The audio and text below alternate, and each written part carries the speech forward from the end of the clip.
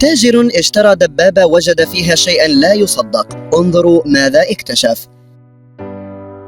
لم يصدق التاجر البريطاني المختص بشراء المركبات العسكرية القديمة والمسموح بشرائها في لندن أنه سيعثر على سبائك من الذهب تزيد قيمتها على $2,400,000.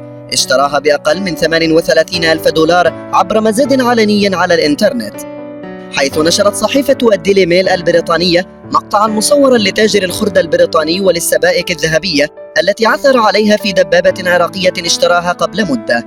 وفي داخل خزان الوقود بالدبابة التي شاركت في حرب الكويت عام 1990 عثر تاجر خردة بريطانية على 5 سبائك ذهب، ووزن الواحدة منها 5 كيلوغرامات. ويشير التقرير إلى أنه يبدو أن سائق الدبابة ومن كانوا معه وضعوا تلك السبائك من الكويت حين غزتها القوات العراقية، وتم إخفاؤها في مخزن احتياط للدبابة بعد أن أحدثوا فيه فتحة لإدخالها.